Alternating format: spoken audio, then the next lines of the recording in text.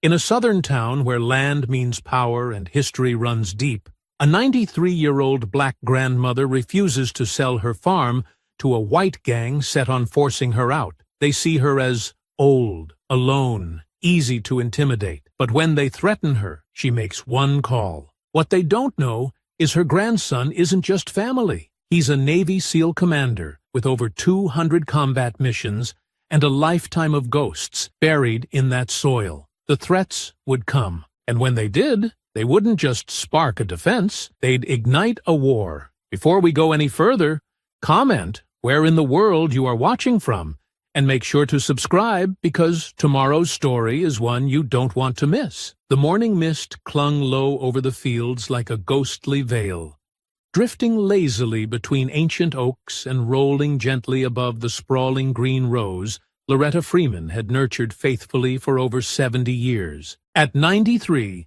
she still rose before dawn, not because she had to, but because the land spoke most clearly in these silent moments when the world was still asleep. Loretta stood quietly on her porch, hands worn and calloused from decades of honest labor, eyes bright and steady as the first golden rays stretched slowly across her acres. This was not merely farmland. This was her family's legacy, her history, etched deep into every blade of grass, every stubborn weed, every sunlit patch of earth. Her family had claimed this ground shortly after emancipation, carving out freedom and dignity from the same soil that once bore their chains. Her parents had struggled, her grandparents before them too, weathering storms of prejudice and hostility that most would never comprehend. Every generation faced the same quiet threat, an unspoken resentment that clung to this county like mud to boots. Loretta carried this legacy proudly, her head held high even as her shoulders bore the invisible weight of history. In her small rural Louisiana town, racial tensions simmered quietly, hidden behind polite smiles, careful nods, and conversations that hushed too quickly when she entered a room. Loretta understood that beneath this quiet facade, bitterness lingered like smoke after a fire. The hatred here never completely vanished. It waited patiently, biding its time for another opportunity to ignite. Now, she felt that hatred creeping closer. She heard the unmistakable crunch of tires on gravel long before the sleek black truck appeared, kicking up clouds of dust on the long dirt driveway connecting her farmhouse to the world beyond. Loretta knew that vehicle. It belonged to Wyatt Graves, a man accustomed to bending others to his will. He stepped from his truck with practiced arrogance, his rugged face set in a casual, confident expression, dark eyes sharp as knives. Wyatt was younger, strong-built, and moved like someone accustomed to getting his way. But Loretta had faced men like him before, men who assumed they held power simply because they spoke louder or pushed harder. "Mornin', Ms. Loretta," Wyatt drawled, touching the brim of a hat he wore more for appearance than practicality. "Another beautiful day out here on all this land of yours. Too much land for just one old lady, don't you think?" Loretta stood tall, her gaze unwavering. "Land ain't got age or gender, Wyatt. It's just land, family land. And it ain't yours." Wyatt chuckled lightly, shaking his head. "Well now, Ms. Loretta, we've been through this. You know plenty well you'd do better to sell. Lot of folks here think it's time this place belonged to people who'll make better use of it, folks who fit better. If you get my meanin'." Loretta stepped down from the porch slowly, dignity guiding every step. "I know exactly your meanin', Wyatt Graves. You ain't the first to think you can bully me off this land, but I ain't movin'. Not today, not ever." Wyatt's pleasant facade slipped just slightly, a subtle hardness flickering behind his eyes. "You might reconsider that stance soon. It ain't safe to be so stubborn, especially at your age. You live way out here alone. People get hurt, Miss Loretta. Accidents happen." Then, without breaking eye contact, Wyatt turned and walked toward the old scarecrow that had stood in Loretta's fields for decades. With one sudden, violent motion, he yanked it from the ground, dragged it closer to the porch, and propped it up against her steps. Reaching into his coat, he pulled out a matchbook, struck one, and set the scarecrow ablaze. Flames hissed and crackled as dry straw erupted, smoke curling into the quiet air. He didn't speak. He just watched the fire burn for a moment, then looked back at Loretta with a slow, crooked smile. Loretta's jaw tightened. She didn't blink, but the fire danced in her eyes. "You threatening me, Wyatt?" He smiled coldly. "No threats, Ms. Loretta. Just being neighborly. Would hate to see something unfortunate happen. Out here, help ain't always close by." Loretta's voice dropped, firm but steady. "My family's been protecting this land since long before you were born. You think threats and your racist notions of who belongs where will scare me off? You're mistaken." Wyatt stepped closer, narrowing his eyes. "Careful with accusations, Ms. Loretta. Nobody mentioned race. I'm just saying, there's folks in this county who won't stand forever for your attitude. One day soon, your stubbornness is gonna cost you, maybe cost you dearly." Loretta drew herself up, meeting his gaze fearlessly. "You go right ahead and do whatever it is you think you have to. But remember, this land's seen worse men than you try and fail." Wyatt hesitated, a flicker of uncertainty crossing his face at her defiance. He backed away slowly, masking discomfort with a smirk. "Suit yourself, but remember, old lady, pride never stopped bullets or fire. Your time is running out, whether you accept it or not." Without another word, Wyatt turned and climbed back into his truck, leaving Loretta standing unmoved as dust rose in his wake. She waited until the vehicle disappeared down the long driveway, then exhaled slowly, hands trembling slightly. With anger she refused to show in front of him. Quietly, she reached for her phone, dialing a familiar number quickly. The line connected instantly. "Isaiah," she said, voice steady but carrying urgency. "I need you home. Things here are worse than I thought. Wyatt Graves and his people, they're not just talk anymore." Thousands of miles away, Commander Isaiah Freeman paused mid-action, instantly alert. "Grandma," he said calmly, his voice focused and strong. "I'll be there as fast as I can. Stay safe. No one's taken our home." Loretta pocketed the phone and gazed out across her land, illuminated now by full daylight, her heart filled with a quiet strength, knowing the challenges ahead might be fierce, even dangerous, but she would never yield an inch.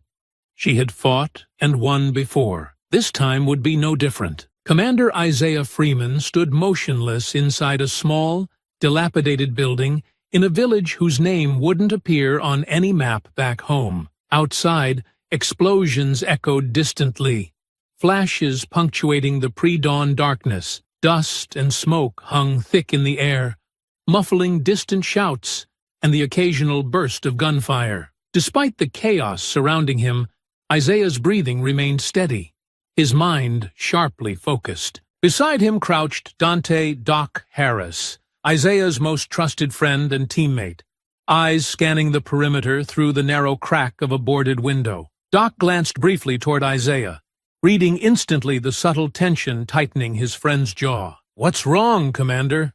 Doc whispered softly, barely audible above the distant explosions. Isaiah hesitated, fingers briefly gripping the satellite phone that had just delivered Loretta's urgent call from home. "It's my grandma," he finally said, voice low, betraying nothing but controlled intensity. "Trouble at home.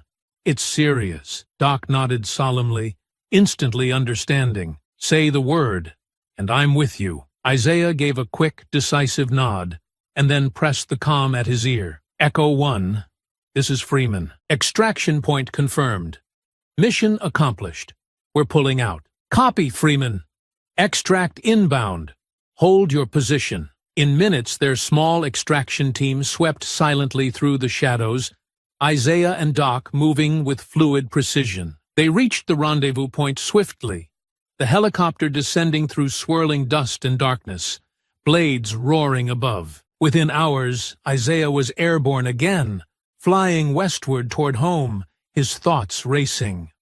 Loretta's voice still echoed clearly, strong but filled with an urgency he'd rarely heard from her. Isaiah knew the toughness of the woman who raised him. If she was worried, it meant the threat was dangerously real. By late afternoon the following day, Isaiah stood firmly on familiar ground, staring up the winding driveway toward Loretta's farmhouse, now bathed in golden sunlight. Doc stood quietly beside him, eyes moving methodically across the landscape, scanning for threats out of instinct. "This place still peaceful as you remember?" Doc asked cautiously. Isaiah's eyes narrowed. "Peaceful was never the right word for this place, Doc. Looks quiet, but there's always been something boiling beneath." Doc grunted knowingly. "Understood. How serious we talkin'?" Before Isaiah could answer, the low rumble of an engine cut sharply through their conversation. A familiar black truck moved toward them down the long driveway, aggressively kicking up dust. Wyatt Graves pulled up sharply just yards from where they stood, stepping out and casually leaning against the hood, radiating arrogant confidence. "Well, well," Wyatt drawled, sizing them both up dismissively. "Looks like Ms. Loretta's called in some help. Y'all must be her city boys come to play heroes?" Isaiah held Wyatt's gaze, unwavering. "I'm Isaiah Freeman, Loretta's grandson. This here's my friend Doc. And you must be Wyatt Graves." Wyatt's expression tightened slightly. "She mentioned me, huh? Good. That'll make this easier. This ain't your business, friend. Best take your buddy here and go right back where you came from." Isaiah didn't blink. "My grandma called me home. That makes this my business. You want to explain why you've been harassing a 93-year-old woman?" Wyatt stepped forward, shoulders squared aggressively. "Careful, Freeman. Your grandma's mouth has already caused enough trouble. Folks around here got rules about respecting your betters." Doc laughed dryly, stepping slightly forward beside Isaiah. "Sounds like you might be the one confused about respect." Wyatt's eyes flared angrily. He motioned behind him, and two of his men stepped quickly from the truck. All three approached confidently, certain their numbers would intimidate the newcomers. "You city boys might think you're tough," Wyatt sneered, "but down here, we settle things differently. Maybe it's time someone taught you some manners." Wyatt lunged forward suddenly, throwing a punch aimed directly at Isaiah's jaw, fully expecting it to land. Isaiah smoothly sidestepped, countering swiftly with trained precision, his fist connecting sharply with Wyatt's ribs, sending him staggering backward in shock. Wyatt gasped, eyes wide with stunned confusion and rage.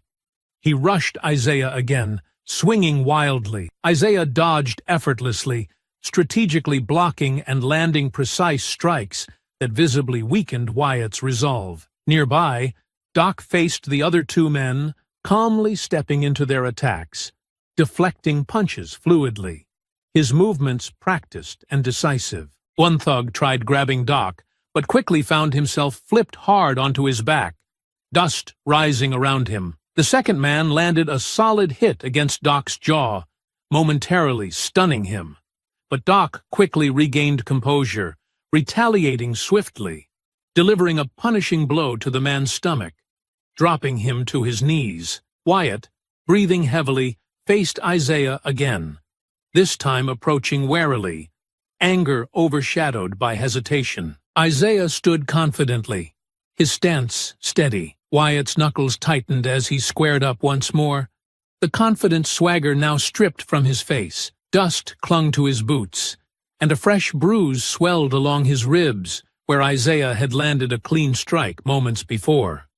The other two men were still struggling to regain their footing, but Wyatt wasn't ready to retreat. Not yet. He hadn't come here to lose a fight to a man he assumed was soft from city life, especially not a black man standing between him and what he believed was his. "You think you can come back here and play protector?" Wyatt spat, circling slowly. "You think you're better than us?" Isaiah didn't answer. He watched Wyatt's posture, the way his right shoulder dropped ever so slightly before each swing. That weakness was a signal. He was favoring his side now, likely cracked a rib. Isaiah waited. Let him burn his energy. Wyatt lunged again, more cautious this time, trying to feint left and catch Isaiah with a hook. But Isaiah read it easily, blocking low and stepping inside the punch to counter with an elbow straight to Wyatt's sternum. The blow forced a grunt from deep in Wyatt's chest. He staggered back, gasping for air. But before Isaiah could follow through, one of the thugs lunged in from the side, catching Isaiah with a heavy swing to the back of the neck. Isaiah dropped to one knee, vision flashing white for half a second. The hit heavier than expected. The man followed up, trying to tackle him fully. But Isaiah spun low, hooking his attacker's ankle and twisting sharply. The man hit the ground hard, landing awkwardly on his shoulder with a yell of pain. "Get up!" Wyatt roared to his men. "Put him down!" Doc, just steps away, was locked in a rough grapple with the other thug. Both men slick with sweat and dust. The thug landed a punch to Doc's ribs, making him wince, but Doc leaned into the pain, twisting the man's wrist until he screamed and dropped to his knees. Doc didn't hesitate. He drove a knee into the man's jaw, clean and fast, sending him collapsing into the dirt. But before Doc could exhale, Wyatt's first man, the one Isaiah had just tripped, scrambled up with a metal pipe ripped from the side of Wyatt's truck. He swung it blindly at Doc, grazing the side of his arm. The impact split skin, blood slicking Doc's sleeve. Doc turned sharply, eyes flaring. Not with panic, but with precision. He pivoted, stepped inside the next swing, and drove his fist into the man's throat with practiced control. The thug dropped the pipe, choking, stumbling back with wide, gasping eyes. Isaiah was back on his feet now, facing Wyatt again. This time, Wyatt had drawn a folding knife, the blade glinting in the sun as it snapped open. "I told you," Wyatt growled, chest heaving. "I ain't playin'." Isaiah's stance shifted, hands lowered, his tone colder than before. "Then stop talking." Wyatt came at him in a flash, slashing low, fast and dirty. But Isaiah had seen it before. Dozens of times in tighter corners, worse places, under fire. He pivoted, catching Wyatt's wrist mid-swing, redirecting the momentum, then driving his own elbow into Wyatt's face. The sound of bone hitting bone cracked through the air.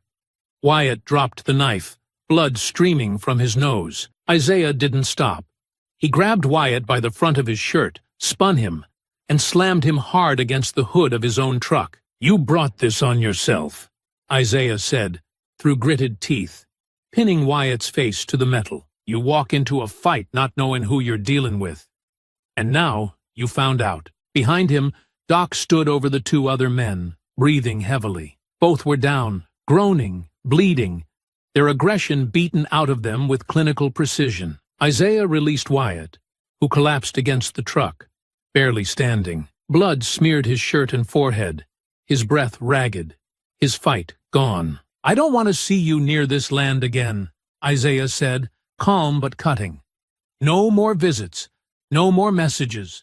You show your face here again, and next time it won't be your nose that breaks." Wyatt wiped blood from his face, hatred burning behind his dazed eyes. "You don't know who you're messin' with." Isaiah stepped forward, close enough that Wyatt flinched. "No, you didn't, but now you do." Wyatt stumbled into the driver's seat, shaking, his pride shattered. His men dragged themselves up, clutching their injuries, and piled in silently. The truck peeled out moments later, fishtailing in the dirt as it disappeared down the road. Doc glanced over at Isaiah, his shirt ripped and arm bleeding. "I thought we were just coming to visit your grandma." Isaiah didn't smile. He stared after the fleeing truck, jaw tight. "This wasn't a visit.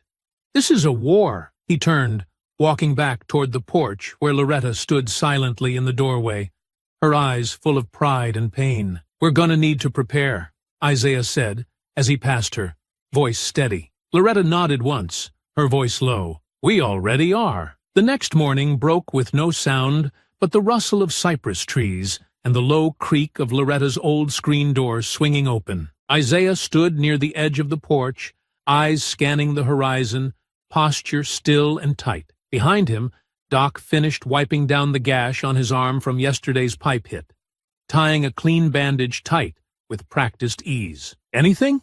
Doc asked, stepping beside him. Isaiah shook his head. Quiet. Too quiet. Graves isn't the type to sulk. Doc glanced toward the barn, where Loretta had been tending to the livestock like nothing had happened. She's strong. Isaiah nodded. She always has been, but this isn't just about her anymore. He's gonna come back. And not just with fists this time. Later that afternoon, Isaiah and Doc drove into town to survey the situation and gather supplies. Whispers followed them wherever they went. Some curious, some hostile. At the general store, eyes lingered a little too long. At the feed shop, conversation quieted when they walked in. But not everyone looked away.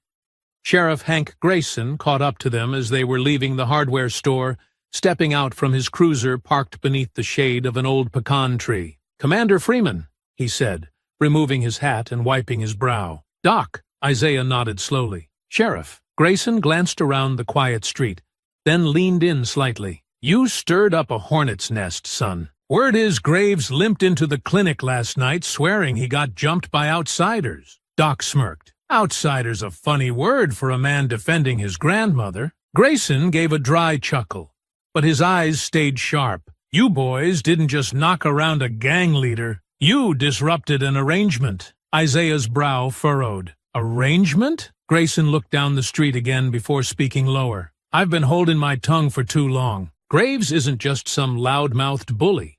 He's a broker. He launders land for bigger players, moves money, buries threats. Cartels got stakes in this town, and they use him to keep things quiet." Isaiah folded his arms. "You're just now saying this?" "I've had my hands tied for years," Grayson admitted. "Too many state officials lean on me to look the other way. Every time I tried to push, something happened. A deputy reassigned, a fire downtown, a witness disappearing. But if you're really staying, really fighting, I'll feed you what I know." Isaiah glanced at Doc, then back at Grayson. "We're staying, and we don't need badges to deal with corruption." Grayson looked over his shoulder again, then pulled a folded map from his pocket. "Graves's cousin owns a property on the edge of town. Used to be a sugarcane plant. Now it's a storage depot. But it ain't sugar they're moving through there anymore.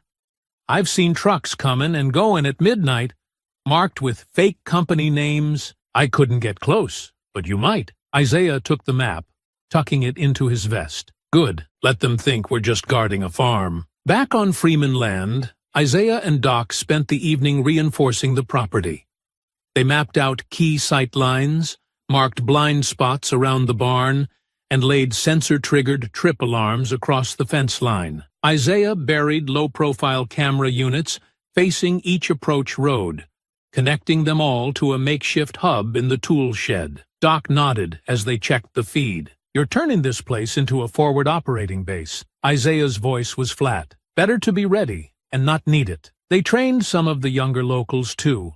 Quiet farmhands, mechanics, a few former veterans, men and women who'd grown tired of being afraid. Isaiah taught them how to use basic surveillance, how to spot a tail, how to hold a position. Doc ran them through drills in the fields, silent movement, coordinated signaling, improvised defense. It was rough, but effective. For the first time in years, the town began to believe that they didn't have to take Graves's abuse lying down. And that's when the retaliation came. It started with burned crops on the edge of Loretta's land. Acres blackened overnight. Then came the dogs, her livestock poisoned. A shed was torn apart in the night. Fencing slashed. Messages were left, carved into her barn wall with crude hatred. But there were no bodies, no faces to blame. Just damage. Isaiah took one look at the wreckage and knew this wasn't just local trouble. These attacks were tactical, professional. Clean entries. No prints, no sound. "This isn't Graves," he muttered. "He doesn't have this kind of discipline." Doc crouched by the cut fencing. "But someone wants us rattled." Isaiah went straight to the shed, where the surveillance feed backed up his suspicion. The grainy footage showed masked figures moving with military precision. The truck they used bore plates registered to a defunct construction firm out of Baton Rouge. A shell company, like Grayson warned. Doc examined the files they recovered from the shed's servers, connecting timestamps and movement logs. These aren't random vandals. This is an op, controlled, timed. Isaiah's eyes narrowed as the pieces clicked into place. This farm isn't just about land. It's about position, transport. It's a corridor for smuggling. He opened a local GIS map, cross-referencing elevation data and shipping routes. Loretta's property sat at a vital junction. Rivers, back roads, and access to distribution networks stretching across 3 counties. The farm was perfect cover for discreet logistics, and whoever had been using it before, they were furious about losing access. Isaiah's voice turned sharp. They're not just trying to scare us off. They're trying to erase evidence. He looked out at the fields, the same fields his grandfather had plowed by hand, that Loretta had fought to keep for decades. Now, they were the battleground for something far bigger. He turned to Doc. We're not dealing with a gang anymore. Doc nodded grimly. We're dealing with a network. Isaiah's jaw clenched as he stared toward the road where Wyatt Graves had disappeared. And we just declared war on it. The following morning, the town square was unusually busy. Folding chairs were set out on the courthouse lawn. Local vendors lined the walkways with lemonade, pies, and jars of pickled okra, and the buzz of conversation floated beneath the canopy of a cloudless sky. But Isaiah saw through it.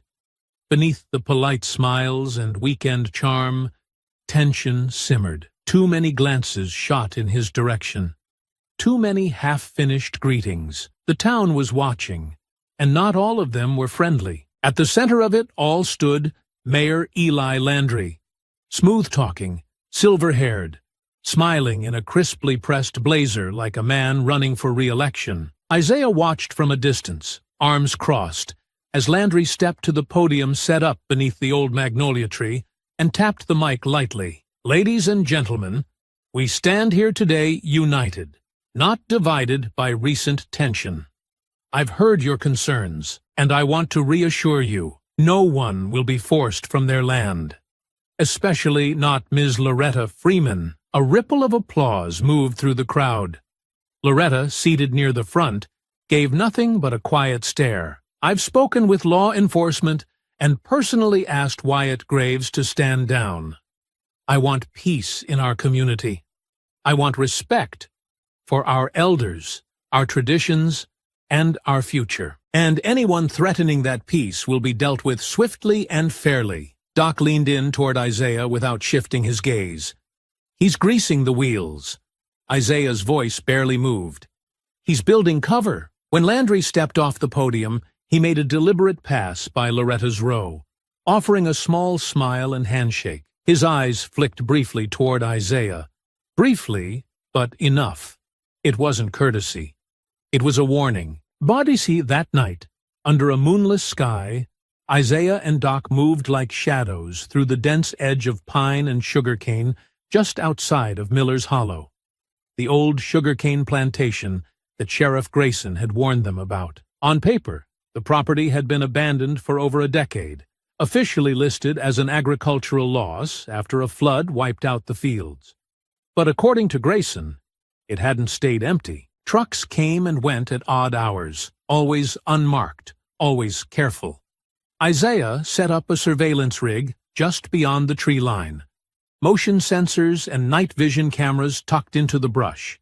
They waited in silence as crickets sang around them, and the occasional owl cut through the dark with a lonely cry. At 2:17 a.m., headlights crept up the dirt path. A black box truck, no logos, no plates, rolled smoothly through the old iron gate, which opened without a driver stepping out. Isaiah raised his camera and snapped clean stills. Doc watched through binoculars, recording timestamps. They're not growing sugar anymore, Doc muttered. No, Isaiah said. They're moving weight. Crates, unmarked. Probably drugs, weapons, or both. Doc scanned the perimeter. Think Landry knows? Isaiah zoomed in on the truck's cab. He doesn't just know, he's tied to it. By morning, Isaiah was walking into City Hall, calm but deliberate. He moved through the lobby with purpose, bypassing the receptionist with a short nod. Landry's office door was open. He stepped inside. Mayor Eli Landry was standing by the window, sipping from a white mug. "Commander Freeman," he said without turning. "To what do I owe the pleasure?" Isaiah didn't stop moving.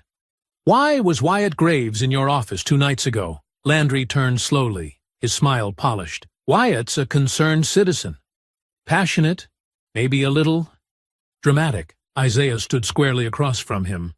"He's a cartel puppet, and you're pulling strings on both ends." Landry's smile didn't waver. "Now that's a dangerous accusation, son. I've stood by this town for over 20 years. From behind a desk while it rots," Isaiah snapped. "The sugarcane depot at Miller's Hollow. Your name's on the title through 3 different shell companies. We have trucks on video. We know the routes.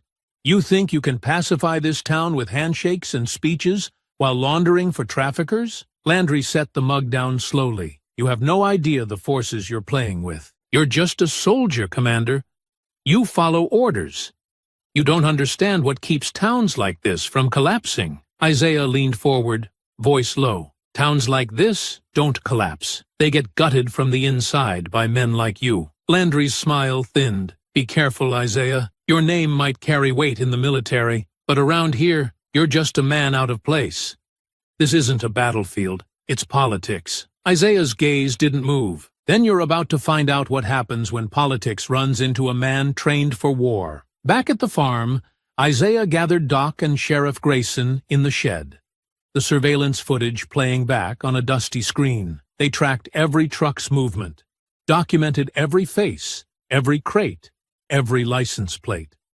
Grayson handed over a thumb drive with old tax records, shell company transfers, land grants, donations linked to cartel fronts, all tied back to Eli Landry. "He's not just turning a blind eye," Grayson muttered.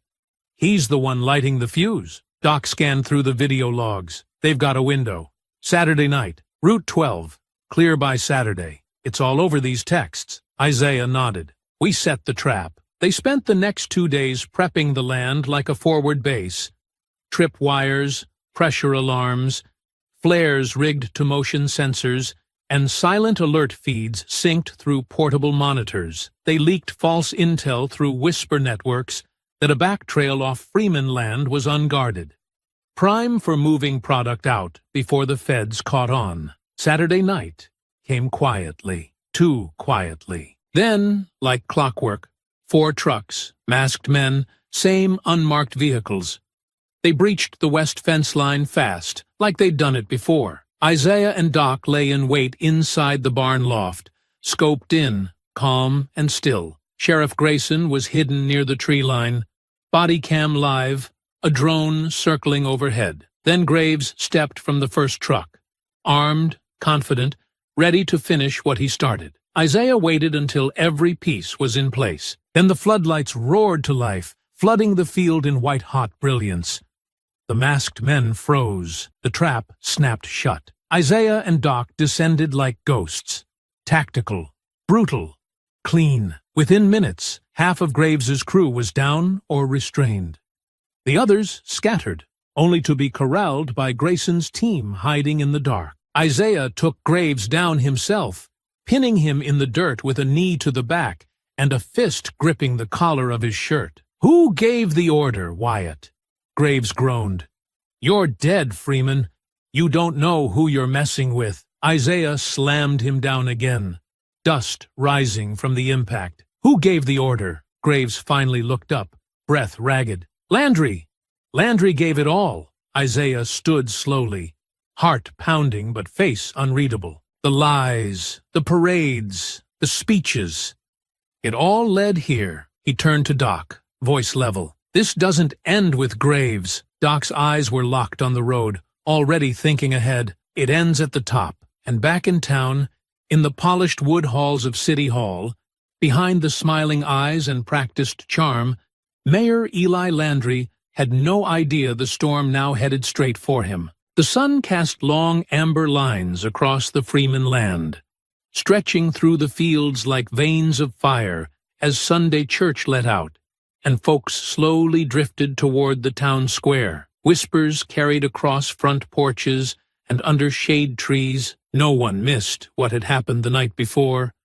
Floodlights blazing in the dark, gunfire echoing faintly through the woods, trucks speeding off down the back roads before dawn. But now, the story was spreading in full. Wyatt Graves had tried to storm Loretta Freeman's land, and he lost. Word traveled fast in a place like this, faster than truth could keep up. Some versions had Isaiah fighting off 10 men alone. Others said Sheriff Grayson showed up with a federal task force. But one thing became clear to everyone. Something had changed. Isaiah didn't hide from it. He stood before the congregation of First Baptist of Whitefield that same afternoon, not at the pulpit, not as a preacher, just in front of the steps, his voice calm and steady, hands open at his sides. "I didn't come back here to start a war," he said, meeting their eyes, "but I won't let anyone destroy what my family built. We've been quiet too long. We've looked the other way when Graves and men like him used fear to control this town. That ends now." He paused as the murmurs settled. Some people looked away. Others nodded, slow and deliberate. "They came onto my grandmother's land in the middle of the night with weapons. They weren't just threatening us. They were threatening you, your homes, your silence, your future. So I'm asking, not for permission, but for partnership. We're building defenses. We're organizing. And if you've had enough, we'll take this stand together." There was a stillness. Then a voice spoke up from the left side of the crowd. Harold Duncan, a wiry mechanic in oil-stained overalls. "I got 2 sons. Ain't gonna let 'em grow up scared of white trucks driving slow past our house. You tell me where to be." Then came Clara Bell, who ran the feed store. "I can get y'all supplies. Quiet. No paper trail." And then more. "A nod here," A whispered. "I'm in." What began as tension cracked open into something deeper. Resolve. That night, Isaiah, Doc, and Sheriff Grayson mapped out contingency plans in the barn. They split the land into defensive quadrants, trained the volunteers on how to watch without being seen, and set up signal systems using old lanterns and mirrors for communication at distance. They built more motion alarms and buried trip sensors across the western field line. The direction they expected retaliation, the retaliation came faster than expected. 2 nights later, just past 11 p.m., a low thrum rolled across the horizon. The sound of motorcycles, distant but approaching. Isaiah, standing at the edge of the porch, tapped twice on the side of the banister. Doc emerged from the tool shed. Grayson pulled up silently in his cruiser and cut the engine. "They're coming in fast," Doc said, scanning the field monitor. 4 bikes, 1 pickup trailing. Same old game. Intimidation, lights off, no plates. Isaiah turned to Grayson. "Let them get close. We want them to commit." They waited behind cover as the gang crossed onto the Freeman land, headlights still off, dust kicking up behind them in the moonlight. The lead biker tossed a bottle of gasoline toward the chicken coop, sparks flickering from a lit rag. The flame didn't reach the ground. Isaiah moved first, fast and clean, intercepting the throw mid-air with a tackle that sent the man flying. Doc flanked the second rider, dismounting him with a brutal elbow to the ribs and a sweeping leg kick that dropped the bike and rider in one fluid motion. 2 others tried to circle, but Grayson stepped out from the shadows with a pump shotgun leveled clean and steady. "Put it down!" he growled, voice clear and sharp. "Now!" The men froze. One dropped his chain.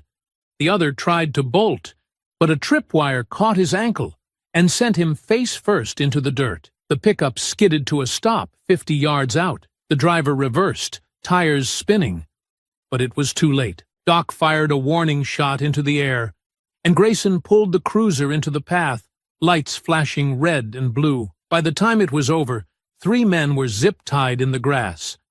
2 others limped into the dark, leaving behind bikes and weapons. Isaiah stood over the wreckage, his voice steady as he spoke to the nearest man. Face bloodied, nose broken. "You're gonna tell Graves this land is watched, and if he sends anyone else, they won't walk off it." Grayson stepped beside him. "And tell your mayor it's official now. I'm filing charges." The man coughed, spitting blood. "Won't stick." Grayson bent low. "Maybe not before, but I ain't the same man I was yesterday. By morning, the story was all over town. Sheriff Grayson had helped stop an ambush. Graves's men had been arrested or run off. Isaiah Freeman hadn't backed down. People who once stayed silent began speaking up. A local builder offered fencing supplies. A teacher brought flashlights and batteries. Young men started arriving on the Freeman land with rolled sleeves and quiet nods, ready to dig posts or stand watch. Even the pastor sent over fresh bread and a message: "We're not afraid anymore." Doc looked out across the field as the sun broke through the tree line, watching the volunteers finish repairs from the night's damage. "It's starting to shift." Isaiah nodded, arms crossed. "Graves doesn't just have a fight now." He paused. "He's losing the town." The rain fell steady and cold the next morning, washing the red dust from the roads and filling the ditches that ran along the edge of Freeman land. Isaiah stood alone inside Loretta's old barn, the scent of wet wood and diesel heavy in the air. Doc worked quietly at a folding table nearby, piecing together encrypted files pulled from the burner phone one of Graves's men had dropped during the last ambush. Each click of the keyboard echoed like a distant drumbeat. They hadn't slept much. Isaiah's fingers hovered over a dusty crate in the corner, one that hadn't been opened in years. Its lid was sealed shut with leather straps and a rusted lock. Loretta had always kept it hidden. Last night, after patching up a broken fence post, she handed Isaiah the key with no words, just a long, knowing look. He hadn't opened it until now. The lid creaked open. Inside were old manila folders, brittle at the edges, and a faded photograph of his parents, Samuel and Patrice Freeman, smiling in front of the house, Loretta's younger face in the background, laughing. There were property records, too, handwritten notes in his father's blocky script. One page caught Isaiah's eye immediately. Disputed deed boundaries. C. Landry. He froze, reading the words again. He'd been no more than 10 when his parents died. Car accident was all anyone ever said. But that summer, he remembered whispers in the kitchen, hushed arguments late at night. And one night in particular, when his father came home bruised, face hard as stone, refusing to speak. He always assumed it was a robbery gone wrong, a tragic accident. But what if it wasn't? Doc's voice pulled him back. "I cracked it," he said, sliding a flash drive across the table. Encrypted folder, buried in the phone. Took hours to decrypt. Isaiah plugged it into the laptop, the screen illuminating rows of coded emails and contract logs. Doc leaned over his shoulder. "Most of it's cartel logistics, shipping manifests, transport timelines. But look at the coordinates tied to these shipments." Isaiah clicked open the geotags. One after another, they pinged back to southern Louisiana, Loretta's farm marked in red. His throat tightened. They weren't just using her land as a backdoor route, he murmured. They were protecting it, planning around it, its strategic infrastructure to them. Doc scrolled further, stopping on one email header. From E. Landry to Delgado Group. He opened the thread. The body was brief but chilling. Freeman land still contested. Pressure increasing.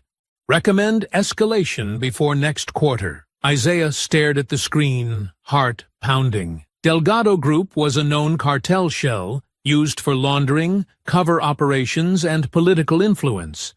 Landry had been communicating directly. Escalation wasn't a reaction. It was a long-planned decision. Doc exhaled, jaw clenched. Landry's in this deep, state-level deep. Isaiah backed away from the desk slowly, fists clenched at his sides. They've been circling this land since before I was born. Your parents, Doc said quietly. What if they knew? What if that's why? Isaiah didn't answer. He stood frozen, staring at the screen, heart pounding so loud it drowned out the rain outside. The files, the map, the emails, it was all connected. And now the questions he'd carried for decades were no longer just ghosts. They were pointing at something real. He turned slowly, walked away from the table, and crossed the barn toward the back door. His boots echoed heavy against the wooden floor. The rain was still falling, steadier now, soaking the ground, turning the fields into long strips of red mud. He stepped outside into the mist and followed the narrow path to the porch, where Loretta sat in her rocking chair, wrapped in a wool shawl, her gaze lost somewhere beyond the tree line. Isaiah stopped in front of her, water dripping from his jacket, his voice low and tight. "You knew." She didn't look up. "I found Dad's notes," he continued. "The deed dispute, the arguments with Landry, that photo from the crash site, and now this, emails from Landry to Delgado, calling our land critical infrastructure. Planning escalation. None of this was random." Loretta slowly turned her eyes toward him. They were steady, but behind them lay something deeper. Grief and something else just as sharp. Resolve. "I asked you once," Isaiah said, voice trembling now, "about the night they died. You told me it was the rain. Said the road was slick. You let me believe that for 30 years. "I did," Loretta replied softly. "Because you were 10 years old, and already carrying more pain than any child should." Isaiah stepped closer, fists clenched at his sides. "Did Landry kill them?" Loretta exhaled through her nose. "Not with his hands, but yes, he's the reason they're gone." Silence filled the space between them like thunder that never struck. "He'd been circling the land for years," Loretta said. "Your father was kind. Thought he could reason with evil. He believed in process, in paperwork and town meetings, but when they started threatening your mama, he stopped playing polite, told Landry face to face he'd never sell. 2 weeks later, the brakes gave out. I knew before the sheriff even showed up." Isaiah's jaw locked. "And the sheriff? The investigation?" "Buried," she said. "Just like them. The old sheriff was on Landry's payroll. Told me it was an accident. Said the roads were wet and folks make mistakes. But I saw the damage. I saw the dents on the back bumper. I saw your daddy's blood under his fingernails when they pulled him from that car." Isaiah sat down on the porch steps, rain soaking into his jeans. His breath was shallow, eyes locked on the gravel path leading out to the main road. "I fought wars overseas thinking I left all the real enemies behind. But the ones who killed my family were right here the whole time." Loretta didn't respond. She didn't have to. After a long silence, Isaiah stood again. His voice was no longer trembling. It was grounded even. "They killed my parents for this land, and now they're coming for it again. But this time, I'm here." Loretta's expression didn't change, but a flicker of something passed through her eyes. "They thought we'd fold. That one generation would give up what the last one bled for. But they didn't count on you." Isaiah nodded slowly. "I'm not just protecting what's ours. I'm going to expose every name, every lie, every dollar they moved through this place. Delgado, Landry, all of them." He turned and headed back toward the barn, the rain washing down his back. The pain of the past finally crystallized into purpose. As he stepped inside, Doc was still at the table, scanning through the files. "You good?" Doc asked without looking up. Isaiah's voice was firm. "Not yet, but I know what needs to be done." Doc glanced over. "Then let's do it." Isaiah moved to the map on the wall, tapped the cluster of red dots encircling the Freeman property. "We take these files public. Grayson already suspects. We get the press, the feds, someone who isn't bought. We draw them out." Doc nodded. "And if they push back?" Isaiah stared at the pin over his home. "Then we bury them, same as they tried to do to us." Outside, the rain began to slow, the clouds breaking just enough to let a pale sliver of light push through. It stretched out across the sodden fields, illuminating the soaked earth with a faint glow. For the first time, Isaiah didn't see the rain as weight.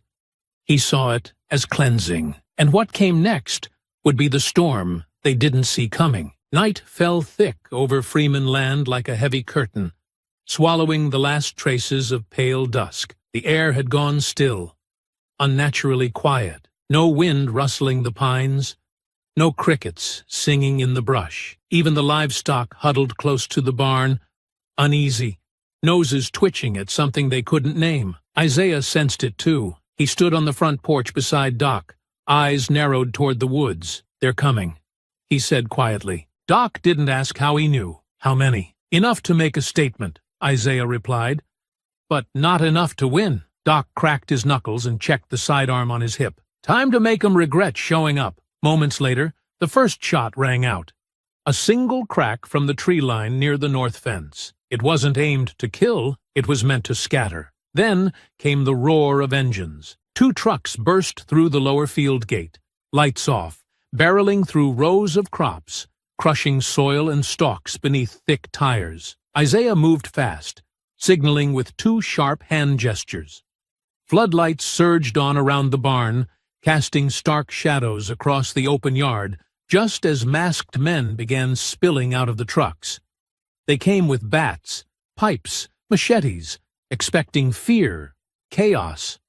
Instead, they got fire. Isaiah dropped the first 2 with clean shots from the upper loft, 1 to the leg, 1 through the shoulder.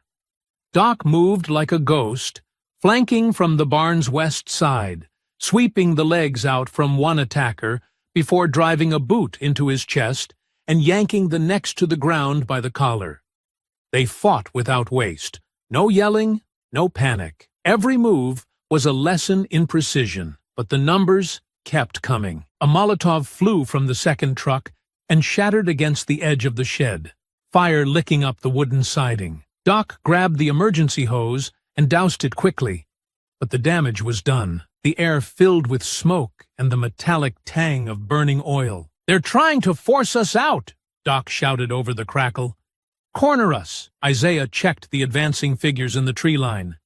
"They want us to chase. Let's give them what they want." He and Doc dropped back from the open yard, retreating toward the swamp line behind the property. An area they had pre-mapped and booby-trapped days ago. They disappeared into the shadows just as Graves's men charged the porch. But no one was there. The woods welcomed Isaiah and Doc like old comrades. Dark, wet, unforgiving. They slipped through the cypress and knotted roots, moving in silence, heads low, bodies fluid. Motion sensors clipped to trees pinged softly in Isaiah's ear, marking movement behind them. "They're splitting into 2 teams, Doc whispered, "trying to flush us into the basin." Isaiah smirked. "Bad idea." They led the pursuers deeper, where footpaths turned to slick mud trails, and every step became a gamble. One man fell into a camouflage trench and cracked his leg with a sickening snap. Another triggered a noise trap, a burst of blanks that echoed through the woods, making them fire blindly in panic. Isaiah emerged from behind a rotting log, grabbed a man by the collar, and drove him face first into a tree trunk. Doc came down from the trees above, knife in hand, silently subduing another and dragging him into the underbrush before his teammates noticed he was gone. By the time Graves arrived, panting, red-faced, and armed, half his crew was down or scattered, and the forest echoed with the groans of men who had underestimated the wrong land, the wrong family, the wrong soldier. He fired blindly into the dark, furious and frustrated. "Come out and face me, coward." Isaiah's voice cut through the trees, calm and sharp. "You walked into a fight you can't win, Graves. Just like before." "You think you can scare me?" Graves yelled, spinning. "You think hiding in the woods makes you a hero?" "I'm not hiding," Isaiah said, now behind him. "I'm hunting." Graves whipped around, but too late. Isaiah struck with a brutal forearm to the side of the head, knocking him off balance. The 2 men crashed into the mud, trading punches, raw, close, personal. Graves fought like a man with nothing left, wild and dirty, landing a hard elbow to Isaiah's temple. Isaiah staggered but recovered, slamming Graves down and locking his knee across his chest. "I should finish this right here," Isaiah growled, breath sharp. "For my parents. For every life you've ruined." But then came the sound of sirens in the distance, Sheriff Grayson's signal. Backup, finally coming. Flashlights began to pierce through the forest as deputies moved in. Isaiah stood, leaving Graves coughing in the mud. "You're not worth the bullet." Doc emerged nearby, bruised and muddy, but standing strong. "Looks like the town heard the noise." Isaiah nodded. "Good. Let them see him like this. Let them see what's really running this town. As the deputies cuffed Graves and loaded his bleeding men into the backs of trucks, the townspeople began to gather along the edge of the property. Drawn by the commotion, the smoke, the fire, they saw the damage to the barn, the blood in the fields. But more importantly, they saw who had fought back and won. Loretta stood in her doorway, watching it all with quiet defiance, arms folded, eyes locked on the trail of red and blue lights winding down the road. Graves, head down and bleeding, was shoved into the back of a cruiser. He didn't speak. He didn't look up. The dawn after the ambush was gray and bitter, the kind of sky that refused to warm. Smoke from the scorched shed still hung low over the Freeman fields, mixing with the morning fog as Isaiah sat in the barn's back office, staring at lines of data on his laptop screen. His knuckles were scraped raw, and his temples throbbed from the fight the night before. But none of it compared to the tight coil forming in his chest now. He had spent most of the night cross-referencing data from Delgado's encrypted network with regional law enforcement archives, records Grayson had once claimed were lost, sealed, or simply didn't exist. But Isaiah wasn't using a normal login. He had patched through a backdoor still buried in the state's internal system, something he and Doc had used on overseas black site recoveries. What he found chilled him. There, buried beneath years of tampered logs and doctored crash reports, was an internal memo dated 2 weeks before his parents' deaths. Subject: Samuel Freeman. Surveillance initiated. Recommend coercive asset involvement. The memo had been signed by a local official under pressure from a regional enforcement liaison, and that liaison was listed as Sheriff H. Grayson. Isaiah leaned back in his chair, fists clenching at his sides. Every muscle in his body stiffened as the name blinked back at him from the screen. Grayson, the man who had claimed to be tired of corruption, the man who helped them set traps, the man who had shown up with backup after the farm ambush. Isaiah had let him in, trusted him, believed he was part of the solution, but he had been part of it from the very beginning. Doc stepped into the barn, wiping his hands with a rag. Got the south perimeter reset. That trip line held better than I thought. What's wrong? Isaiah turned the screen toward him. Doc leaned over, reading, then went still. No, he said flatly. Grayson? Isaiah nodded once, jaw tight. He didn't just look the other way. He signed the order. He was the contact coordinating pressure against my dad. He buried the investigation afterward. Doc blinked slowly. He said he couldn't get anyone to listen. Said he lost people trying to push back. He lied. Isaiah said coldly. He's been lying for decades. Isaiah didn't wait. He found Grayson standing near his patrol car on the edge of the property line, speaking with one of his deputies about hauling off the last of Graves's gear. The sheriff looked tired, mud still on his boots from the swamp, his badge dulled by soot. Isaiah walked straight up and tossed a printed copy of the memo onto the hood of the cruiser. Grayson glanced down at it, then back at Isaiah. His face didn't flinch, but his eyes told the truth. You knew, Isaiah said. You were in on it. You helped cover up their deaths. Grayson swallowed slowly. It wasn't supposed to go that far. Isaiah stepped in closer, fury rippling beneath his voice. They trusted you. I trusted you. All this time, you played both sides. I was young, Grayson said. Just made deputy. I was told to monitor your father, told he was causing unrest, refusing offers, that he was linked to activists the state considered a threat. You killed him for owning land, Isaiah growled. I didn't kill him, Grayson snapped. But I helped silence the fallout. I signed the reports, looked the other way. I did what I was told. By who? Isaiah demanded. Grayson hesitated, then glanced toward town. Landry didn't start this.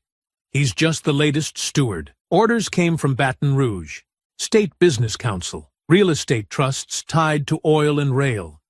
They saw your family as an obstacle. Isaiah's voice hardened. So you became the obstacle instead. Grayson's shoulders sagged. I was a coward, and by the time I saw what they really were, it was too late. I stayed in the role because I thought I could undo it from the inside, keep it from getting worse. Isaiah stared at him for a long moment, the weight of betrayal sitting like lead in his chest. You don't get to clean your conscience on my soil, he said. You want to help now? Fine, but don't ever think I forgive you. Grayson nodded slowly. I won't ask you to. Isaiah turned and walked away, the printed memo still fluttering in the breeze behind him. Doc waited by the barn, eyes unreadable. Well, he asked. Isaiah exhaled sharply. He admits it. Says it was bigger than him, that it still is. Doc looked toward town. Then we make it smaller. Isaiah nodded. We burn the rest down. No more lies, no more layers. The betrayal cut deep, but it sharpened his focus. The rot ran wider than he imagined. But now he had names, proof, and clarity. The cartel wanted silence, but Isaiah had found his voice, and they were going to hear it. The wind was sharp that afternoon, rattling the windows of the tool shed where Isaiah sat alone, his elbows resting on the edge of Loretta's old writing desk. The light filtering in through the high window fell across a series of newly decrypted files laid out in front of him. Documents that had taken days to sort through, buried under layers of cartel proxies, fake real estate trusts, and political donation trails. But now they told a story. And it wasn't the one he expected. One file had no digital tag, just a scanned image of an old letter, dated September 1988. It bore the Freeman name, but it wasn't Samuel's handwriting. It was Loretta's. Isaiah's eyes moved slowly over the page, disbelief growing with every word. It was a written agreement, disguised as a land use accommodation, between Loretta Freeman and a political consultant out of Baton Rouge. The language was vague on the surface, full of euphemisms about infrastructure cooperation and temporary access rights. But the metadata trail Doc had unearthed linked the signer of that agreement directly to the Delgado Shell Trust. Isaiah didn't move. The woman who had raised him with iron strength and unwavering defiance had once let the devil in the door. Doc entered quietly, a wrench still in his hand from working on the fence relay. Zay, I replaced the... Isaiah didn't turn. She made a deal. Doc stopped. What? Isaiah tapped the letter. Loretta, 35 years ago, signed over temporary land rights to a dummy firm that turned out to be the Delgado Group.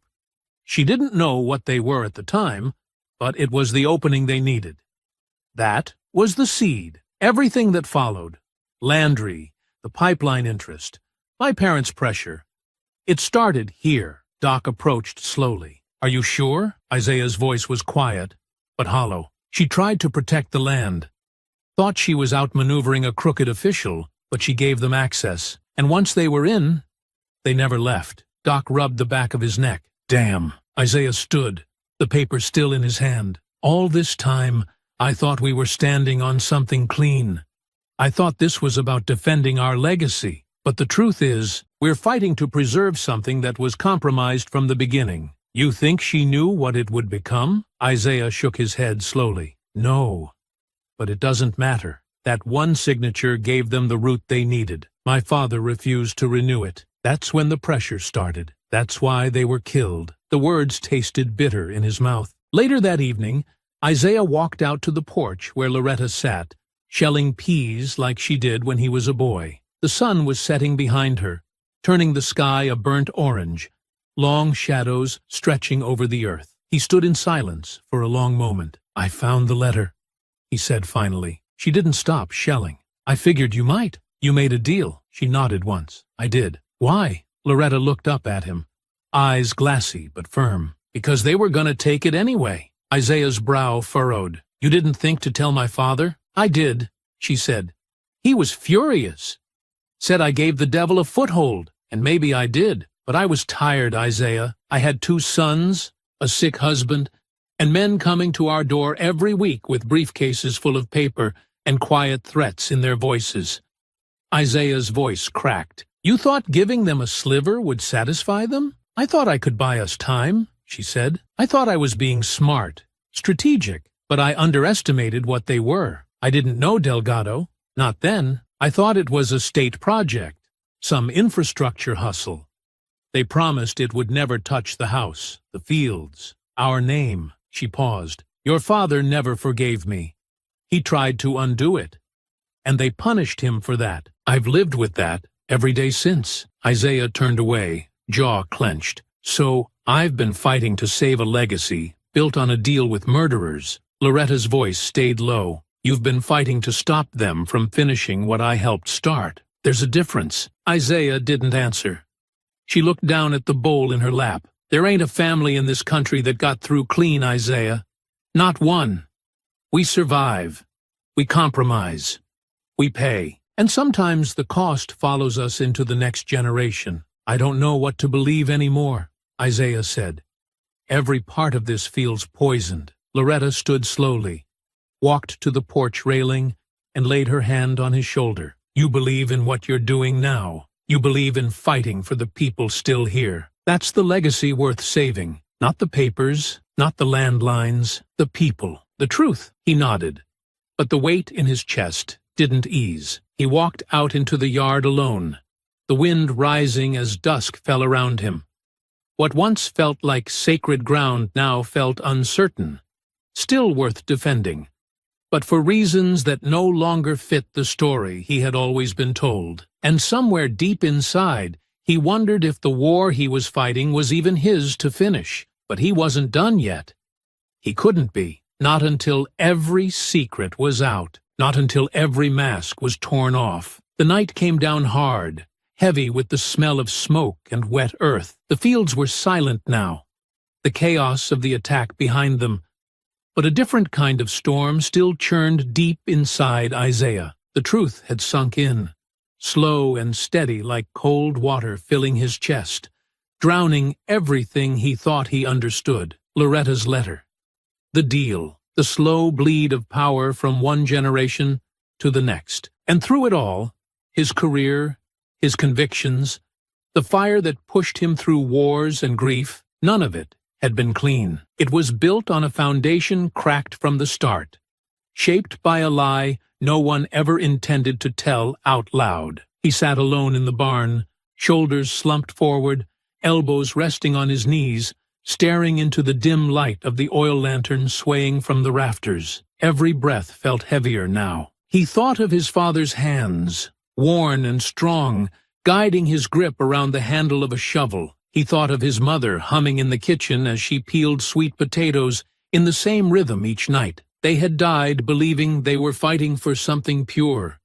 But even they had been deceived. Even he had. The barn door creaked softly. Isaiah didn't look up. He knew it was her. Loretta stepped inside, slowly, her footsteps quiet against the floorboards. She was wrapped in her shawl, but she looked older tonight, thinner, like the weight of what she carried had finally begun to show in her bones. She didn't speak at first, just stood near the crates, watching him. "I thought I was doing right," she said gently. Isaiah didn't move. His voice, when it came, was low and tired. "You were the one who taught me to never deal with snakes. I know. You said we don't let them buy us, no matter how nice the offer." She nodded. "I said that too late." Isaiah finally looked at her, eyes hollow. "Why didn't you just tell the truth?" "I was afraid of what it would do to you," she said, stepping forward. "I watched your father try to shoulder everything on his own, watched it tear him apart. And when they came for him, I truly thought, if I just held it all inside, it would die with me." She stopped a few feet from him, her hands trembling, but it didn't. It festered. It poisoned everything. And now here you are, standing in the middle of a war I helped light a match for. Isaiah looked away, jaw tightening. "You don't have to forgive me," she whispered, "but you deserve to know everything." She reached into her coat and unfolded a second letter. "After your parents died, Landry came to me himself. He said it was a shame what happened. Said he could make sure nothing like that ever happened again if I just cooperated quietly going forward. No more resistance, no more headlines." She held the paper out. "I told him no," she said. "That time I said no, but it was too late. He already had what he needed from me years before. And he reminded me of that every single year, every election, every harvest. Isaiah took the paper, but didn't read it. His voice was barely a whisper. You lived with that all this time? Loretta's eyes brimmed, but she didn't let the tears fall. Every day, every time I walked this land, every time I looked at you, I watched you grow strong because of what happened. You wanted to fight for something good. You became a warrior because the world tried to take everything from you. I just never had the heart to tell you it was me who opened the door in the first place. The silence that followed stretched long and cold. Outside, the wind picked up again, rustling the cane fields beyond the fence line. Isaiah finally stood, tall and still, his face unreadable. I went to war thinking I was avenging something sacred, he said. Every mission, every fight, I kept telling myself I was carrying my father's name, protecting the bloodline. I built my whole life on a lie. No, Loretta said firmly, stepping closer. You built your life on truth. The truth of who you are, of what this land means, of why it matters. The lie was mine, not yours. But everything you became, that came from you. Isaiah's breath caught. His chest heaved once, and for a moment he looked like a boy again. Tired, confused, furious, and wounded. I needed you to be clean, he said. I needed at least one thing in this fight, to be pure. I'm not pure, she said. I'm just a woman who tried to save what she loved, and failed in ways I couldn't see till it was too late. She reached for his hand. He let her. But I never stopped loving you, she said. Never stopped praying that you'd come back, that maybe, by standing your ground, you'd do what I couldn't, finish what your father tried to begin. Isaiah looked down at their hands, calloused against wrinkled, the weight of generations pressed into that one touch. He could have pulled away. He didn't. He let the silence sit between them a while longer, letting the grief and shame and disappointment rise like a tide, and then pass. What had been broken couldn't be undone. But maybe, just maybe, it could still be repaired. I forgive you, he said softly. Loretta inhaled sharply, lips parting. Isaiah held her gaze. Not because I understand it, not because it's easy, but because I have to. If I carry this anger into the fight ahead, it'll eat me alive. He stepped back, squared his shoulders. You did what you thought would protect the family. So did Dad. So did Mom. And now it's my turn. Loretta nodded slowly, her voice hoarse. And you're doing it right. Isaiah turned to the door, but paused. No more secrets. From here on out, we fight together. Loretta wiped her eyes and gave a small smile. Together. That night, under a darkening sky that bled softly into shades of ash and violet, Isaiah stood at the edge of the Freeman field. His boots pressed into the damp earth that had been fought for, bled on, and finally reclaimed.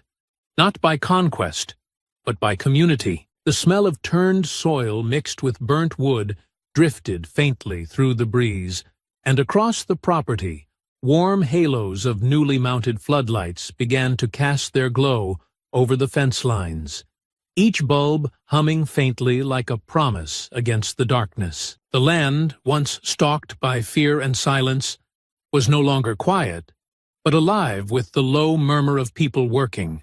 Not hired hands, not strangers, but neighbors who had finally decided that enough was enough. Doc moved steadily near the southern fence, his shirt damp with sweat, and his sleeves rolled up past the elbows as he worked beside two young men from town, their hands blistered and dirty, but moving with clear purpose as they laid fresh sensor lines across the softened earth. Further up the trail, a pair of old-timers from the church carried scrap beams salvaged from the half-collapsed shed, their laughter rising briefly through the cool air as they shared some half-remembered story about cottonmouths and stubborn mules from a time long gone. The sight struck Isaiah not with sentiment, but with something quieter, something rooted deeper than relief. It wasn't just rebuilding. It was reclaiming. For the first time in days, maybe weeks, the land felt steady beneath his feet. Not because it had been secured, but because the people on it had chosen to stay. The crunch of gravel behind him broke his reflection. Isaiah didn't turn immediately.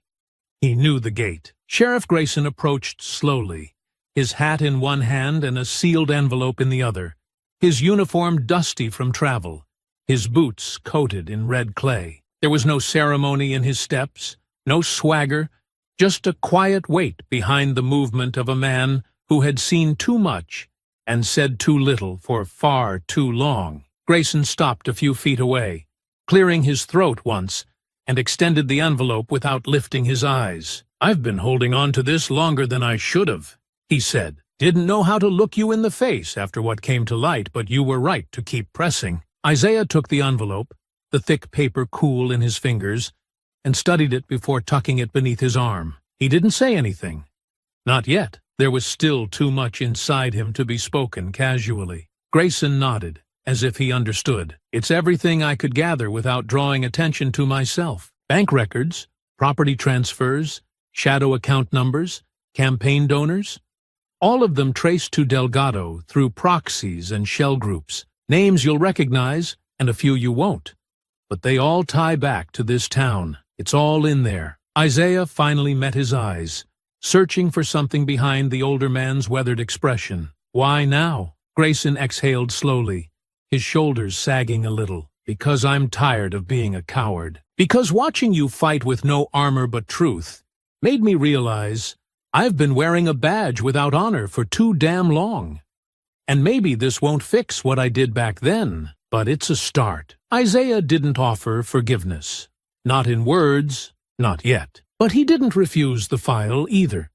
And that was enough for now. As Grayson turned to walk back toward his cruiser, Isaiah made his way across the field, past the men repairing the eastern gate, and the women organizing supplies by the barn. Every face he passed nodded in silent recognition. Not as a soldier, not even as Loretta Freeman's grandson, but as a man who had chosen to stay and see this fight through to its bitter, righteous end. Inside the barn, the air was warm with the scent of pine and metal, the kind of blend that reminded Isaiah of simpler days repairing tractors beside his father, back when the world still made sense in pieces and bolts. He spread the contents of the envelope across the workbench beneath the overhead lamp. The documents were dense, some in legal jargon, others in plain language, but together they painted a clear picture. Delgado hadn't just infiltrated the town, they had embedded themselves into the infrastructure of the state.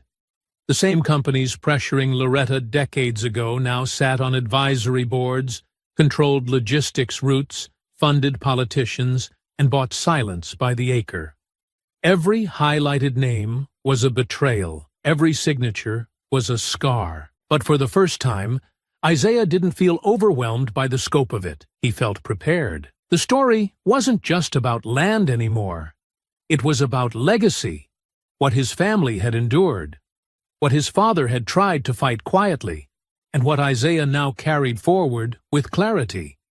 The files were the weapon now, not his fists, not his rank, not the decades of tactical training he had gathered across continents. These papers, cold, irrefutable truth, had the power to collapse an empire if delivered to the right hands. He thought back to that long conversation with Loretta, her voice trembling with guilt, her eyes never breaking from his as she finally admitted the part she played. Her mistake had set things in motion. His parents' defiance had cost them their lives, and his own life, his entire career, had been shaped not by some noble call to arms, but by pain, by a wound carved deep into the earth that no one had ever bothered to close. And yet, in the face of that revelation, he hadn't walked away. He had chosen to stay. Because the legacy wasn't a perfect past. It was the fight for a better future. Not a sanitized version of history, but a reclaimed one. Honest, messy, painful, and still worth holding on to. It was courage passed through generations, not in perfection, but in resilience. His father's quiet strength, his mother's unshaken resolve, his grandmother's stubborn will, they had all carried the weight so that one day someone could finally put it down. Isaiah looked out the barn window toward the house, where Loretta sat on the porch, the soft glow of the overhead lamp painting her silhouette in gold. She wasn't waiting for him to forgive her anymore. She wasn't asking to be cleared. She had told the truth and stood her ground. And now, so would he. Isaiah gathered the files, bundled them into a single folder, and slid it into the satchel near the barn door. There would be calls to make. Journalists, federal contacts, military friends who still owed him favors.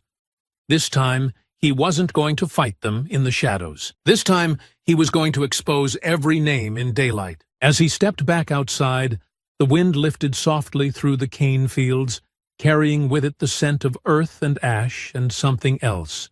Renewal. The land would never be the same. But maybe, just maybe, that was the point. The morning sun rose slow and gold over Freeman land, casting long beams across the dew-covered fields and rooftops still blackened at the edges from the last assault. But something in the air had shifted. No longer just the weight of survival or resistance, but a tension on the edge of release. The kind that comes before the fall of something long protected by fear. Inside the barn, Isaiah fastened the final clasp on his satchel. The thick folder containing Delgado's network, bank trails, forged contracts, and names that had ruled their county from behind polished doors. He was no longer planning defense. He was executing justice. Doc stepped in, freshly shaven, his fatigue jacket buttoned neat to the collar. He scanned the room, then locked eyes with Isaiah. "You sure about doing this out in the open?" Isaiah gave a small nod. "That's the point. No shadows, no secrets. Not anymore." Doc's lips tightened into something between a smirk and a grimace. "Then let's make it loud." By noon, a crowd had gathered near the town courthouse. Not by summons, not by mandate, but through a string of quiet calls and word of mouth that spread like fire across Sunday breakfast tables. Farmers, business owners, teachers, churchgoers, all of them drawn by something they hadn't seen in a long time. Accountability on the horizon. Grayson stood on the steps in full uniform, flanked by two deputies who weren't bought, weren't buried, and weren't afraid to follow a sheriff who had finally stepped out from under his own mistakes. At exactly 12:15 p.m., Isaiah stepped forward onto the courthouse steps. He carried no weapons. He wore no armor. Just truth. Graves had already been hauled off days ago, still bruised and silent after the failed ambush. His men, what was left of them, were scattered, hiding or in custody, some already flipping under the weight of what they had seen in those woods. But Isaiah wasn't here for the foot soldiers. He was here for the man still smiling at ribbon cuttings and charity luncheons. The man who sat in the mayor's office behind polished wood, acting as if none of the blood ever touched his hands. Mayor Eli Landry. The courthouse doors opened. Landry stepped out as if summoned, in his usual dark blazer and soft southern grin. For a moment, he looked amused, until he saw the folder in Isaiah's hands, until he realized the crowd wasn't here to honor him. Isaiah raised his voice, not with volume, but with clarity. "For years," he began, "this town has been strangled by the illusion of stability, by men who said they were protecting our values while lining their pockets with blood money and laundering corruption through deeds and silence." He opened the folder and held it up. "These are the documents linking Mayor Landry to cartel-backed shell groups, to Delgado, to every deal and infrastructure project that was meant to bleed this land dry while we were too afraid or too tired to fight back." Gasps moved through the crowd like wind through leaves. Landry stepped forward, chuckling nervously. "Now, hold on. These are baseless accusations from a man with a personal grudge." Sheriff Grayson stepped beside Isaiah and raised his hand. "These documents have already been submitted to the State Attorney General's office, the FBI, and 3 federal journalists. Bank accounts are frozen as of this morning. Warrants are being prepared as we speak." The crowd was silent now, watching, waiting. Isaiah stepped closer to Landry, his voice steady. "You killed my parents with a pen, not directly, But you set the chain in motion. You leveraged fear, paid for silence, and tried to erase a family because we wouldn't bow. And now, the town that watched quietly is watching you." Landry's mask cracked. He turned to Grayson. "You think this absolves you? You helped me cover half of this, and I'll stand trial if I have to," Grayson interrupted. "But I'm not hiding anymore." The mayor looked at the crowd, his smile gone, his voice rising. "You all really going to believe this? This man came back with a soldier's rage and a vendetta. This is vigilante garbage." But no one spoke for him. No one stepped forward, because no one believed him anymore. Loretta arrived late, walking slow but upright, flanked by two of the oldest neighbors on either side. Her eyes met Landry's for a moment, and he looked away first. Grayson stepped forward and read the charges aloud. Abuse of public office, conspiracy, obstruction, laundering, and racketeering. One by one, each word a nail in a coffin that had waited decades to close. And when the deputies moved, Landry didn't fight. He didn't shout. He just went quiet, swallowed by the silence of a town that had finally found its voice. That evening, as the sun set behind the line of trees bordering Freeman Land, the people of Whitefield gathered once more. This time not for defense, but for celebration. Children ran between long tables strung with lights. Elderly neighbors passed plates of food made from the very soil that had been defended. Old grudges seemed to soften as strangers shook hands and shared stories they once kept quiet. Isaiah stood near the porch where Loretta sat, wrapped in her shawl, a soft smile warming her face. He turned as Grayson approached, not in uniform this time, just a man with lines on his face and peace in his eyes. "You sticking around?" Isaiah asked. Grayson nodded. "If you'll have me." Isaiah didn't hesitate. "So long as you keep speaking the truth." Doc stepped up beside them, watching the laughter spill across the yard. "You ever think we'd get to this part?" Isaiah shook his head slowly. "Not like this. Not altogether." He looked out over the land. Not just fields and fences, but history reclaimed. "We're not the same town we were," he said. "We're not going back." Loretta raised her glass. "And we're not hiding anymore." In that moment, as the stars began to pierce the sky and the sound of voices carried into the night, there was no need for walls, for weapons, for warnings. The battle had been won, not by force alone, but by truth, by unity, and by the power of a community that refused to be divided any longer. The Freeman Land stood quiet again, but this time it was not silence. It was peace. The moon hung high over the delta, casting cold light across the swampland where the final remnants of corruption hid like wounded animals. The cartel compound, a fortified sugarcane processing plant retrofitted into a makeshift smuggling base, sat tucked behind tall fences and brush, guarded by motion sensors, rotating spotlights, and men with blood on their hands. They thought no one would come this far. They thought the town had already laid down its arms. They didn't count on Isaiah Freeman. From a ridge beyond the tree line, Isaiah crouched in the shadows with Doc and 4 others, former SEALs, friends who owed him not favors, but loyalty carved from combat. Each one was dressed in dark tactical gear, faces painted with mud and shadow, hearts steady under pressure. Isaiah checked his watch once, then whispered the sequence through his comm. "Windfall 1, ready breach." To his left, Doc rigged the southern fence with a shaped charge, while 2 others moved along the canal to intercept the fuel generator powering the floodlights. The rest flanked west, toward the elevated catwalks that ran over the main warehouse.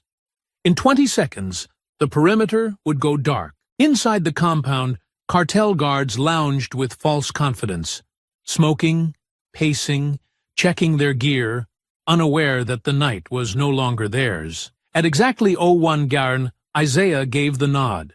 The explosion at the south wall was tight and controlled, a sharp concussive thud that rocked the earth but left no flame. Simultaneously, the power grid snapped, plunging the entire site into pitch-black silence. Panic erupted from within.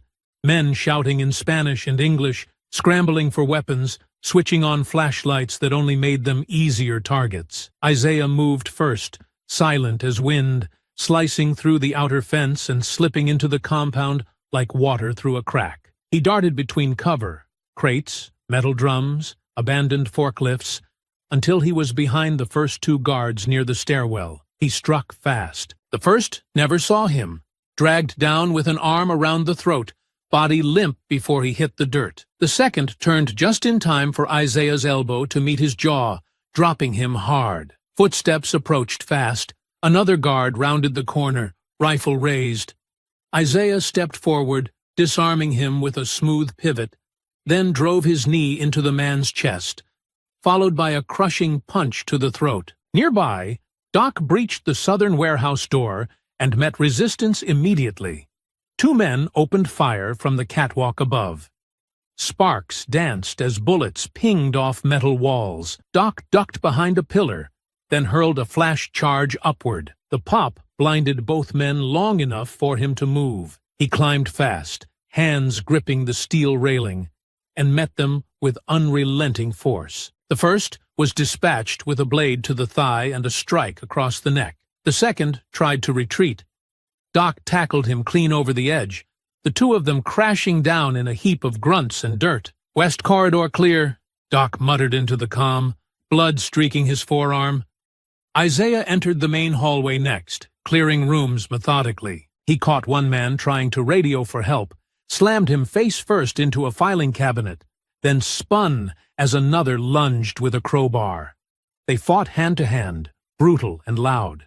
Isaiah took a hit to the ribs, stumbled back, then retaliated with 3 quick jabs to the stomach, following with a headbutt that ended the struggle. The man dropped, unconscious. Alarms blared now. From the upper deck, a cartel enforcer emerged, massive, tattooed, eyes wild with adrenaline. He carried a tactical shotgun and wore Kevlar across his chest. Isaiah climbed toward him, dodging a blast that splintered the railing just inches from his side. At the top, they collided, steel against bone, rage against precision. The man swung with fury, but Isaiah moved with purpose. They traded blows, 1 to the chin, 2 to the ribs, then a grapple. Isaiah was lifted and slammed into the wall, pain blooming down his spine, but he used the momentum to twist the man off balance, driving his shoulder into his opponent's center mass. The gun fell. Isaiah recovered first, grabbed a pipe, and swung it hard across the back of the man's knees. The enforcer roared, collapsed, then tried to stand again, only for Isaiah to drop him with a clean, thunderous punch to the temple. Outside, gunfire cracked across the canal, where the backup team engaged fleeing gang members. One tried to escape on a dirt bike, was intercepted by a tripwire, and sent tumbling into a ditch. Another attempted to hide beneath an overturned supply truck. He didn't see Doc step in behind him, silent as a shadow, and deliver a knee to the base of his skull that ended the encounter clean. Within 12 minutes, it was done. Isaiah swept the last hallway, clearing the communication room. There, he found the final piece. Hard drives, burner phones, cache pallets, all proof of the operation's scale. The room stank of desperation and secrecy. He snapped photos, copied drive data, then set a timed charge on the server hub. He stood for a moment before exiting, eyes tracing the cartel's map, still pinned to the wall. Routes, payoffs, coded names. This was the heart of it. And now, it would be ash. Minutes later, the compound burned, contained, controlled, but final. No more hiding spots, no more safe houses, no more silence. Just flames licking the sky as Isaiah and his team moved back through the swamp, the fire behind them marking the end of a reign too long endured. By dawn, they stood once more on Freeman land, mud-streaked, sore, but whole. Sheriff Grayson met them at the gate, eyes wide with the scale of what had just been dismantled. "Is it done?" he asked quietly. Isaiah nodded. "There's nothing left to hide behind. The network's burned, The chain's broken. Grayson looked out toward the road. Then I'll see to it that the pieces never come back. As sunlight broke over the treetops, casting gold across the farmhouse and fields, Isaiah removed his gloves and looked out over the land. There was blood in the soil, yes, pain in its past, but now there was also freedom. The sun had barely cleared the tree line when the first federal convoy arrived. Unmarked black SUVs flanked by a pair of government sedans, followed closely by armored vans bearing the seal of the Department of Justice. Dust kicked up along the gravel roads as the vehicles rolled to a stop near the old mill site. Now nothing more than ash and smoldering steel bones. The local news vans weren't far behind, their antennas rising like silver stalks in a new kind of field. For the first time in decades, Whitefield wasn't being ignored. Inside the courthouse, federal agents began cataloging evidence. Binders, hard drives, burner phones, and photographs recovered from Isaiah's team during the raid. Sheriff Grayson oversaw the handoff.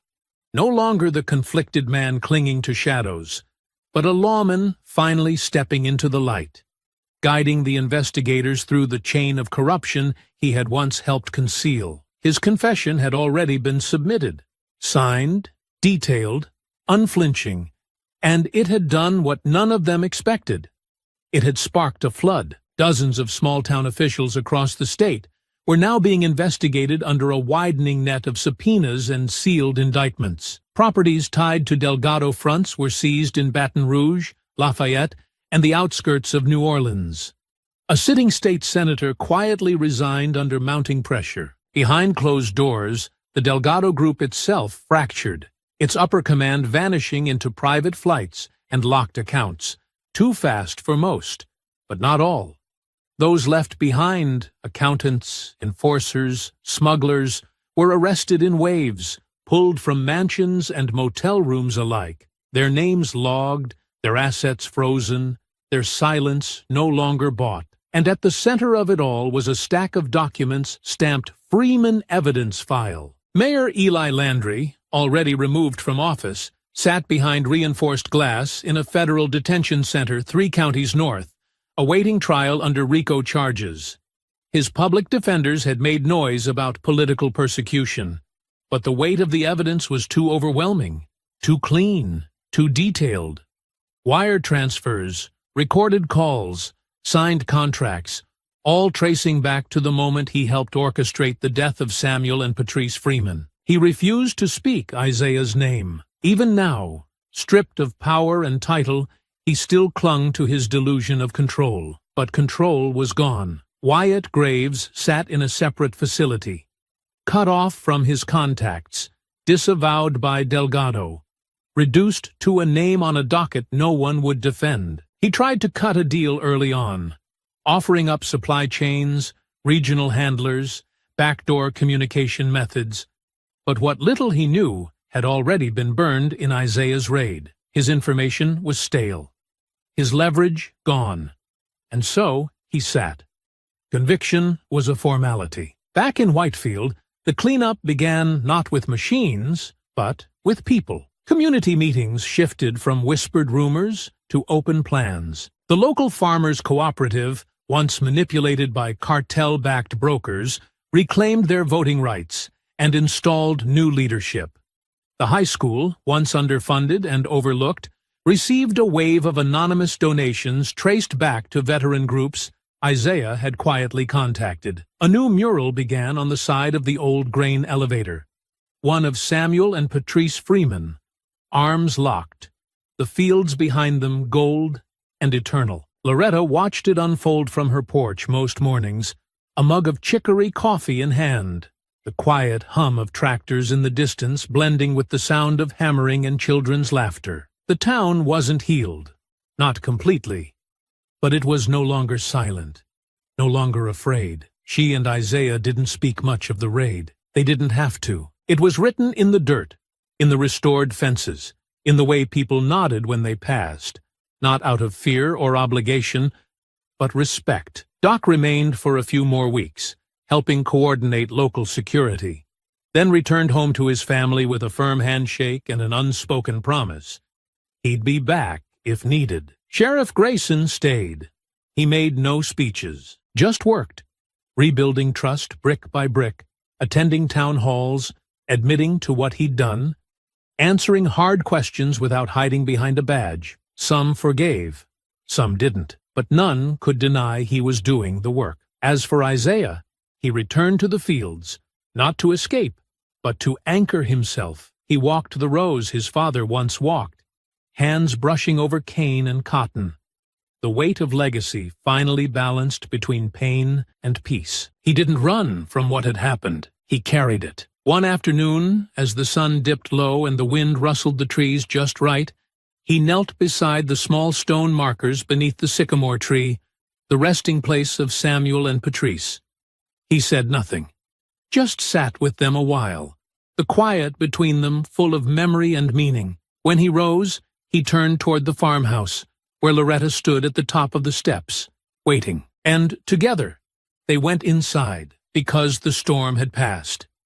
And now, it was time to rebuild. I hope you enjoyed that story. Please share it with your friends, and subscribe so that you do not miss out on the next one. In the meantime, I have handpicked 2 stories for you that I think you will enjoy. Have a great day.